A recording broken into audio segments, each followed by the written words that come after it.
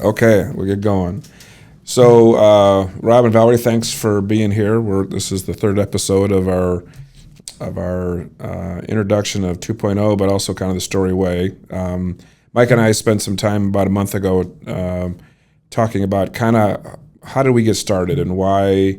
What was interesting to us as we went down to see UCI in Wichita, and then what were some of the steps we took before we decided, yep, we're going to do this. And as you guys fully remember, you were the first guinea pigs we had. And we had to make sure that if we're going to do this and take this across the company, it's going to be a big thing.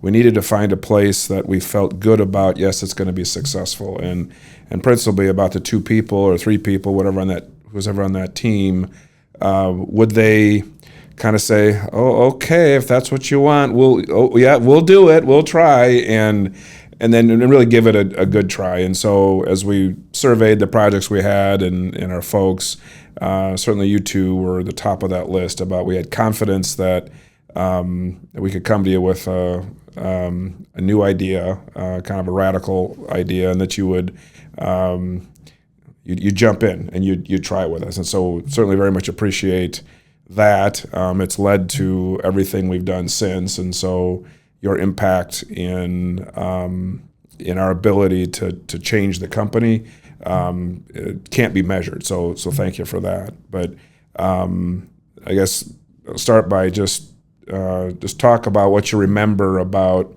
as we approached you and talked about it, and as we started to introduce it, kind of the first beginnings of pulling the trailer out there and wandering in, and what is all about all the post notes and blah blah blah. So what are some of your early memories and fears, all that kind of stuff? I remember I was wanting to try right away. Let's try it. And as Pat was just doing the introduction here, I remember also the support we had starting the process up. We had Pat, of course, and we had maybe Randy Lundstrom and Mike Kasten, and I remember that starting up because we didn't maybe know exactly where we were going, but we had a lot of coaching along the way. It went really pretty well with that help. What about you, Valerie? What were you thinking at the time? Well, I remember when I first stepped into the trailer, it was incredibly bright. Most trailers are not. Very clean, extremely colorful, and there was just so much information in it. And that was probably one of my hardest things to grasp onto, was that all the information was going to be in that trailer, and it wasn't going to be on our notepads or on a CP schedule, and that we had to trust that everything was going to be in there. How long did it take for you to start to feel comfortable with that as we started and navigated things? Well, the good thing is it was definitely on that project, but I do remember walking into Rob's office and with all of our notepads and papers that we kept, asking him if he was ready to jump off the cliff, if we were ready to only keep one set of information and trust the process. And we did, and that was hard, very, very hard. So did you jump off the first day, or how long did that take you guys to not look back and, I'm not doing this, or all that kind of thing? Yeah, no, it took me a while. Like Valerie said, we would have our own office trailers, and we'd have a CPM schedule, and you'd have a notepad, and you would have a submittal schedule, and you would have all those tools in your office, in our personal office. And to go to a CP2 trailer, or you don't carry them with you. And we would have the outline posted in the phase poll. But I kept a kind of like what would you call it, preserver and I had it in the office, in my office, But it took time. It took a little time, and pretty soon I trusted it, because we all want to succeed, and it was new, and like I said, I had the preserver in my office to double check it. But it didn't take long, and the confidence started to sway away from my preserver in my office and trust the CP2 board. It didn't take long because, like Valarie said, all the information was there in one room. I remember, I could kind of, just a story, if somebody would ask me something on a long-term scheduled item, I wouldn't have that information generally with me. You'd have to go find it. But in the CP2 trailer, it's there, at least the milestone where you could start putting some relevance to the question. Sure. So we talked about kind of how you guys received it. So we come out, we bring the subcontractors in, and we had the advantage on that project of, it was a private job, so we had included subcontractors that were solid, we're strong, we're gonna, we've done lots of work with in the past. Now, obviously never done anything like this. So Mike and I come out, and Randy, we go through our spiel day after day, and my curiosity is as after we leave, because the reception was fine within those discussions generally, what did it look like or feel like when we weren't there, and what were people talking about, and how long did it take those folks to kind of change from what they had been to whatever they turned out to be? How did that process go? What did that look like? Well, it took time, but with the CP2 2-week look ahead and the phase pull, you could bring the contractors in and they could see it. They could see the plan or their plan. And the other thing about it is the respect and the collaboration of the meetings, that pretty soon they're comfortable and we're a team and we trust each other. So if you have the information and we're collaborative and trust each other, we start to unite and come up. One thing I started seeing right away is that Rob didn't have to have all the answers, or Valarie have all the answers. Pretty soon, once you get that environment started, other contractors have great ideas, and they start sharing their ideas, and it starts making our job easier. So it was kind of evolution, but pretty soon they're on board with the system too, just like we were. So what was it about the environment or the culture that helped that happen? Being truthful, expecting everybody to give honest answers, and not being, nothing negative will come out of it. Like for when the end of shift meetings, when you give your reasons for not being done and we calculate the percentage and all that, there was no negativity behind it. It was just information seeking. And so once that was understood, the culture, the trust was understood, we got so much better information and from all the contractors. So was that a matter of days, weeks, months? And it's probably not the same for all the folks that were in the trailer, but how quickly did that start to coalesce? I think our drywaller and our electrician were on board right away. I remember Dale with Allied. He came in. He was the easiest to. We presented it to him, and he was like, "Okay," and filled out his tags, and he was ready. Others were extremely apprehensive, didn't like all the meetings because they didn't trust that our meetings were going to stick to the time limit that we prescribed. But it was just a trust building with them, but they did come along eventually. So we had to do what we said we were going to do. Yes, yeah. Yeah. So I think there's a story about Dale, and as he got toward the end of the job. Much wanted you to talk about what Dale had to say when the job got over. Yeah, so Dale worked for Allied Drywall Company, and he was nearing retirement, and he said he would tell Valerie and Rob, he says, "This is my last job. I'm going to retire after this job."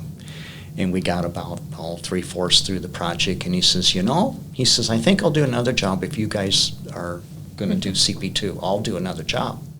And so he did another job. He decided it went well. The project went well. We had fun. And Dale stayed on with Allied and did another project after this project, the web file project. Yeah, because we got, so phase 2, the job we introduced was web filing is the second phase of that. There was some talk that phase 3 was going to start immediately after that, and that never did transpire. But the BIVI lab, basically just a block down the road, was started very shortly after that, and Allied did the drywall. Dale did that work, and so that's, I think we talk about that. We're trying to have good days for the craftsmen every day. That's what we're seeking, and if we do that, then the supervisors can have good days, and then managers, and on up the chain it goes. I think it's safe to say, based on that reaction, that Dale was having good days because of what you guys are doing and what we were doing as an organization. So that, it's when we hear and see those kinds of things that say, hey, we must be doing something right, and so that's cool. I think there's another story maybe of somebody who was having a good day right away and then got interrupted by their office. And so talk a little bit about your painter, kind of who he was and his history, and maybe the telephone call that you had that you made to me, and a little bit of panic, I'll say. Well, we had a painter on site. He was a young painter. It could have been his first as a journeyman. He was through his apprenticeship. He was a journeyman, first-year journeyman, running a project, and we had our structure for end-of-shift meetings and CP2 meetings, but he wasn't coming to the end-of-shift meetings. And I called Pat. I said, Pat, the painter's not coming to our meeting. And it's not that he doesn't want to come, it's just that his office doesn't want to invest the time to come to the meeting. He's that 15-minute meeting each day, his company didn't want to invest it.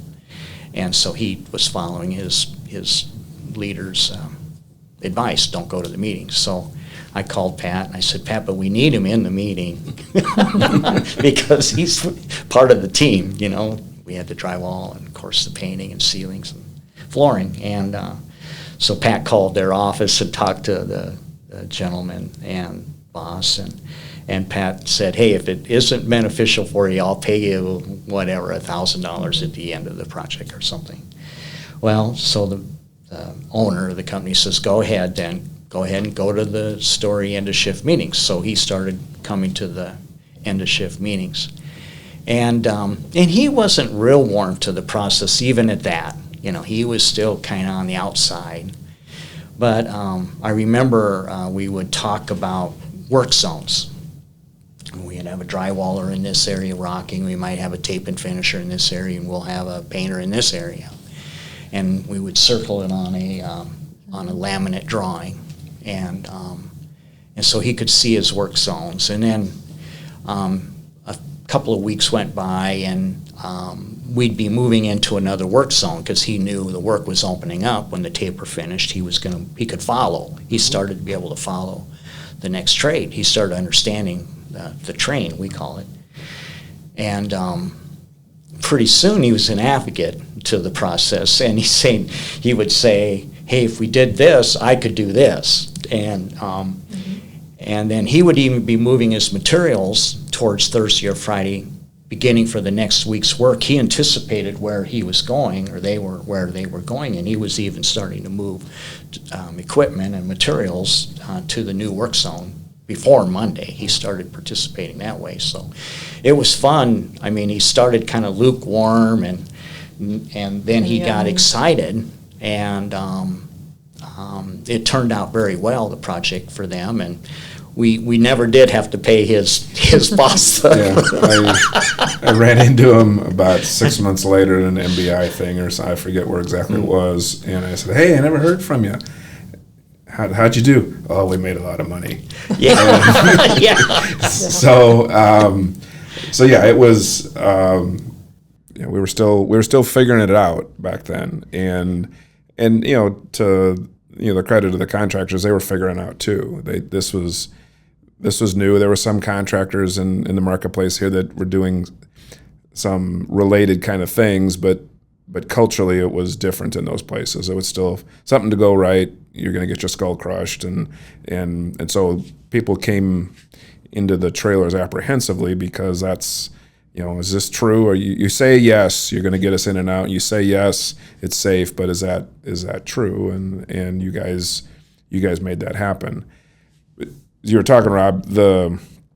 You're talking about kind of the flow of trades, and when we introduced the system to you guys, the trailer then looks completely different than the trailer today, and I think there's an element that you guys that we didn't have in the crew workflow plan.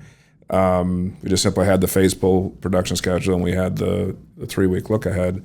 So just talk about the challenge that only having those two elements, and as we're trying to finish 60,000 square feet of high-end office space, what was a challenge that you guys faced, and kind of what did you guys do to figure that out and overcome that? Well, on the phase pull, we have tags for the end of the activity, and it'll tell you how long, 6 weeks, something like that. So then the goal through the should filter is to get what should be done on a day-to-day basis. And with especially like a young apprentice, or a new journeyman, the painter, that's not something that they understand or are used to or have the experience with. So we had to provide a tool that can get them from those larger chunks of time and how to get it down to a day's worth of work.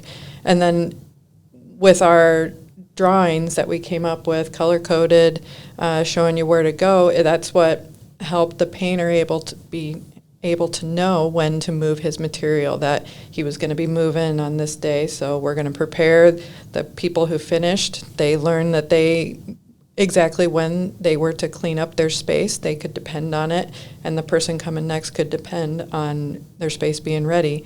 That our crew workflow plans really showed them exactly where they were going to be and who was going to be before and after them. So how did you guys figure that out?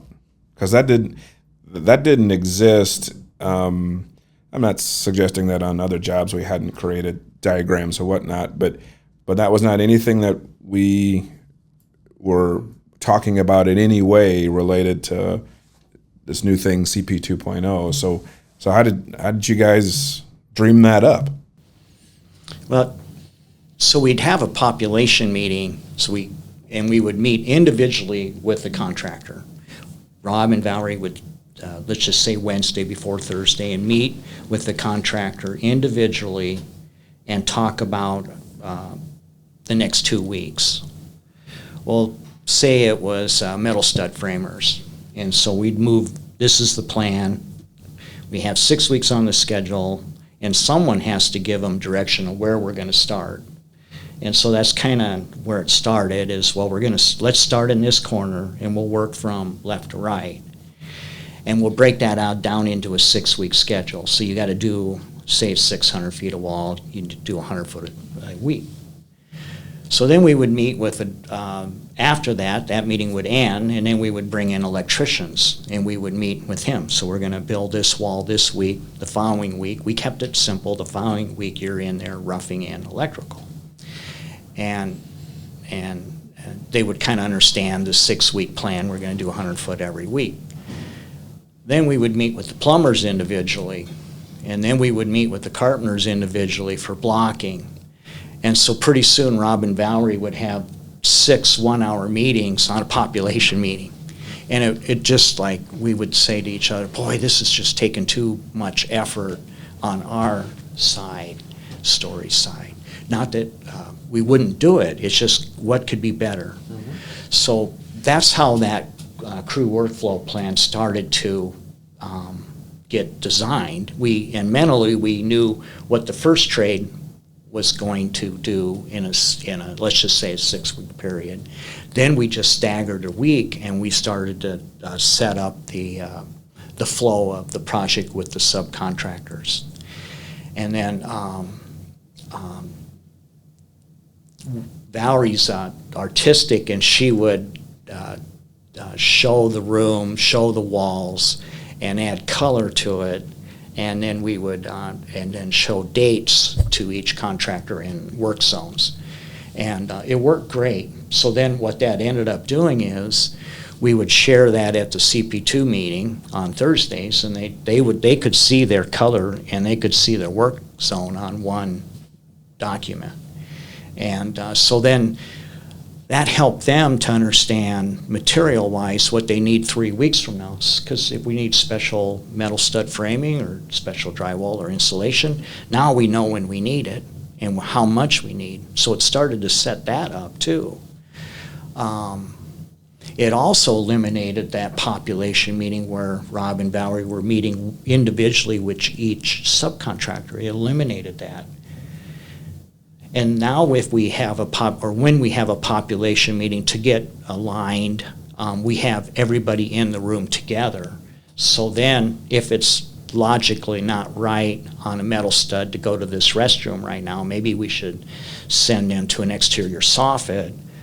When the other trades are in that population meeting, they can say, well, let's do it this way. Let's go to the exterior soffit rather than do this interior bathroom. So now the population, instead of being individual, and I'm kind of jumping off at text here, but one, we talked about the crew workflow plan and then how that started, and then the population meeting kind of changed also, where we met as a group in lieu of one-on-one.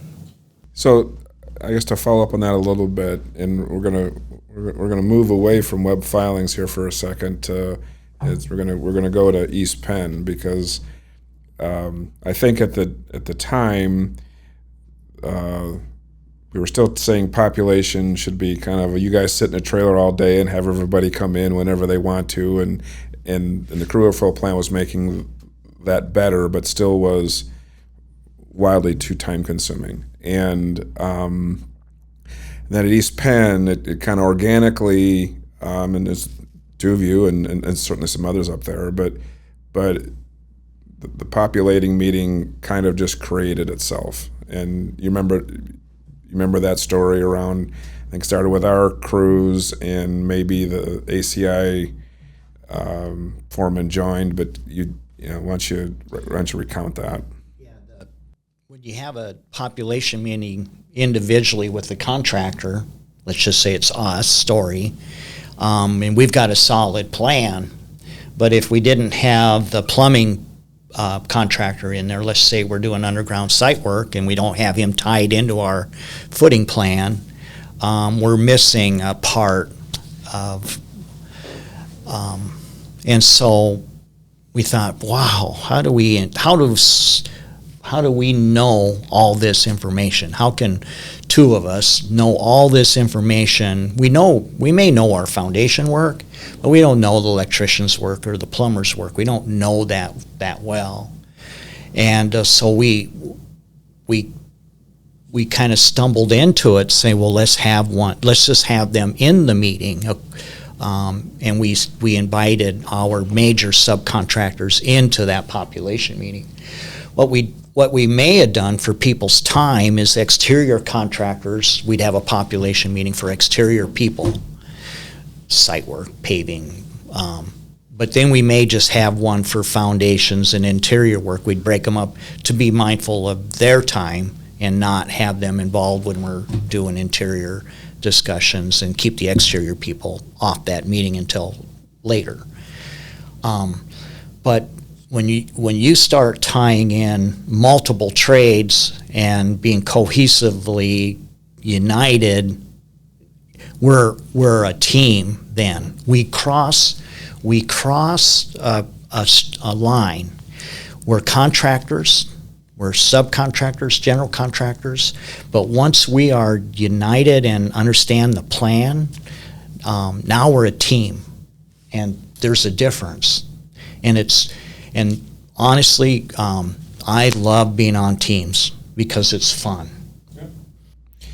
So I think, as I remember, kind of over I'll say a 4 to 6 week period, I think at East Penn, you guys just had all of our concrete foremen and superintendents in, and then I think ACI or maybe it was Interstates kind of joined that, and then kind of one by one, other trades joined it, and within, I don't know, 6 or so weeks, there's 30 people in the trailer and talking about the whole job, and you guys kind of invented that, much like you invented the crew workflow plan, and then those have both become staples of what we do, and so I think that's been important. We had ideas and thoughts about stuff, and some worked fine, and some we're going to transition to maybe the greatest train wreck of whatever we did in 2.0. And so let's talk about our original introduction of kata. Just talk about what that was, and then I'm gonna chuckle at your expense here as. Yeah, I remember when we introduced kata. That was on web filing. It was pretty early in the process. We did kata, and we had a notebook pad that the kata questions were on. There might have been, I don't know, 5 questions, and I always remember this one question: "Are you done?" I'd ask this great big person, this big foreman, and I'd say, you know, how's your day going? Did you meet your plan? And are you done? And that still sticks with me, done. And of course, they weren't completely done. I don't know if we ever get completely done with an activity, but it was clunky. You're being kind. Yeah. I also, Pat won't remember this, or he will remember when I bring it up. So it was fine print on the cards, and I remember I had to put my glasses on. And I was just clunky. I didn't have it memerized. I had to read the card and have the plans, switch your glasses, and try to talk to people. Yeah, that didn't. Luckily, Pat and Mike and Randy recognized it, that this just doesn't work for us right now, that process. Yeah. And we stopped that in that project. We stopped that. Yeah, I think we gave that about a month and figured out we're approaching this the wrong way, and we're doing this the wrong way, and so we were doing discovery, and so what are the things that you guys learn individually? What do you think?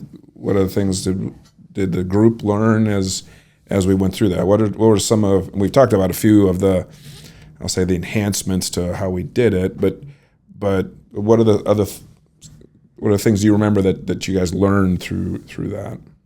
Some of the small things that always stuck with me were when you become the team, we are no longer the ones that have to, because we have the rules the rules that we start each meeting with, and being on time and being prepared. It became where other contractors would tell another person, "You're not on time. Your phone's not off.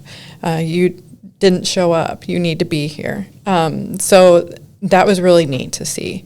One of my other favorite ones was it was kind of the end of any meeting, really.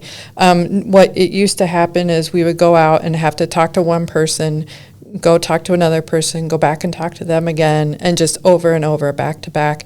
And when you have 7 contractors in the room, I always used to tell them that we're eliminating 48 other, because 49, but eliminating 48 conversations by having it all in the same room.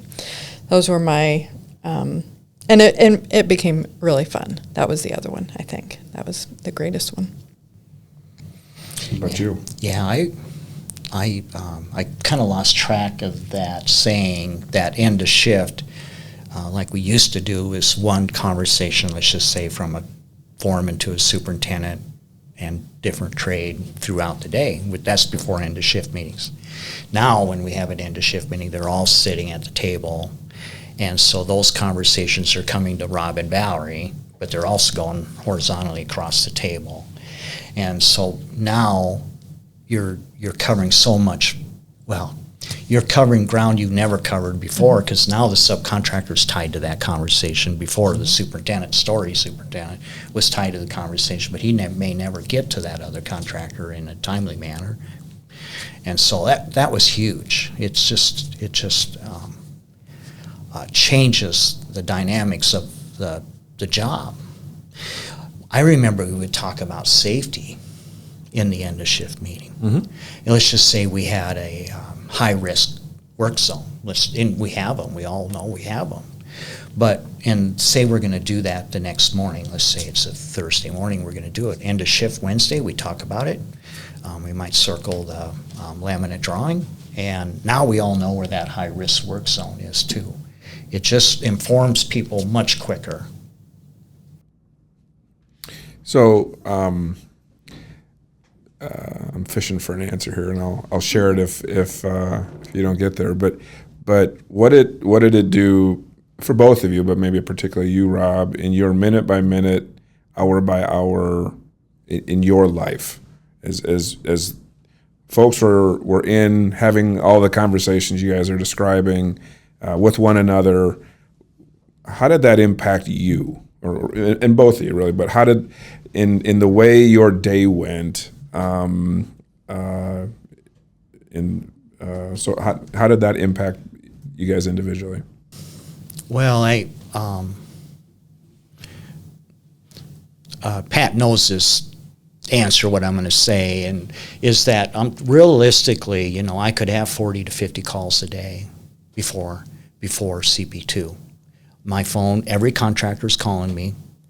And then if I get information from one contractor, I have to share it with the next, and you call them. So now your phone is just busy all the time. And so what happens is it's stressful, because you don't have any time to hardly breathe. You're reacting, and CP2 changed that. Where those interruptions they're solved in the meetings in the end of shift, or the population or the phase pull. They're solved there, or even in the OAC meeting or the owners meeting. All those questions come to the trailer or the project management team, because they need answered. They're good questions, but this is a way of not having everything come to one person or two people. So how did it? So was your effectiveness impacted, Valarie? Mm-hmm. And so in what ways? It just helped. It helped grow people, including me.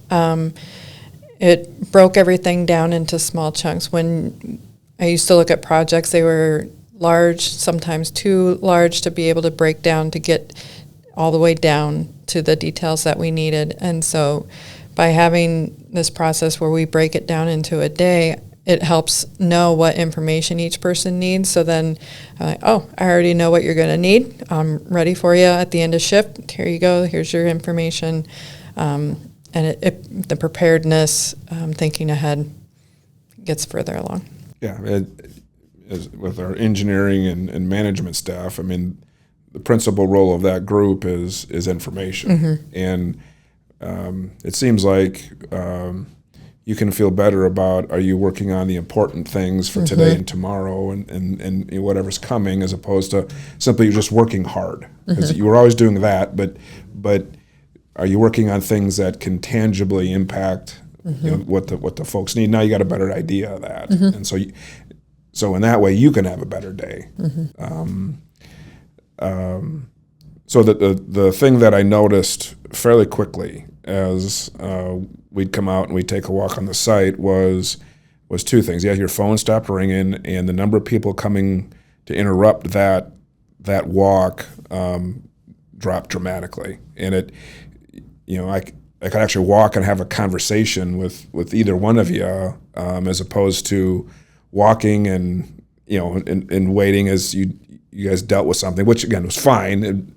But that was a very tangible thing that I noticed real fast. I mean, it was within a few weeks that the harriedness or the franticness or the just kind of the hubbub just settled. And it doesn't mean there weren't things that you guys weren't having to figure out or deal with, but a lot of the unnecessary stuff was evaporating pretty quickly, and you could see the two of you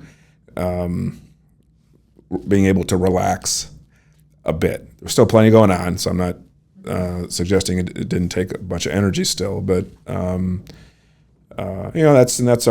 was always our hope that in addition to the craftsmen having good days, that the entire team could too, and we felt this would help that. You guys helped us prove that. So what other general reflections do you have from that first job? What haven't we talked about? Something I was thinking of was, so this was phase 2, web filing. So phase 1, it was very standard for us to be in the trailer at 7 o'clock at night. And just what you're talking about with the phone calls, it was hard to be productive on the information or decisions during the day because you had so many people coming and going and needing answers or needing which direction to go. Our planning and our pre-work ended up happening after everyone was gone, and then we would be there for quite a few hours figuring out what we needed for the next day. Yeah, CP2 changed that part because I remember, you would try to work on a schedule timeline, let's just say, putting in trench foundations or something, and the superintendent and the project engineer could be estimating or guessing on your lineal foot and schedule. Mm-hmm. Well, when you start bringing in the people that are doing the work, you weren't guessing anymore, mm-hmm. and so you would get their buy-in, and you're not making all the scheduled questions estimate time-wise, and so it's personally helped me, mm-hmm. In my as a general contractor or superintendent. It's helped me organize the site. Yep. Because, like Valerie said, we would work to whatever it took to get there. So it helped our lives. Mm-hmm. Yeah. Okay. Any final thoughts?